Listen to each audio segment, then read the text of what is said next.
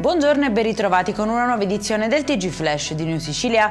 In apertura svolta nell'inchiesta Corte dei Miracoli. Ai domiciliari il deputato regionale Riccardo Gallo afflitto. L'indagine ipotizza un sistema di scambi di favori e presunte irregolarità nella gestione di fondi pubblici. Disposte anche altre 7 misure cautelari interdittive nei confronti di altri indagati.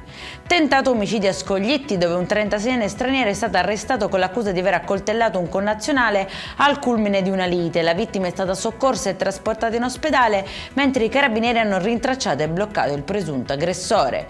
4 rapine in appena 3 giorni tra Catania e l'Interland catanese. La polizia ha fermato un 47enne ritenuto responsabile dei colpi. Le indagini, supportate dalle immagini di videosorveglianza, hanno permesso di ricostruire gli episodi e identificare il presunto autore.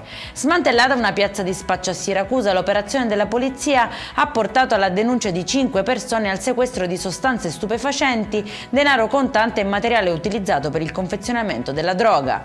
E in chiusura ha un volto la campagna delle cartoline antimafia apparse nei giorni scorsi a Palermo. A rivendicarla è stato il deputato Davide Faraone, che ha dichiarato "siamo stati noi", spiegando che l'iniziativa nasce per lanciare un messaggio di contrasto alla cultura mafiosa e dell'illegalità. Per questa edizione è tutto, prossimo appuntamento alle 19:30, buona giornata.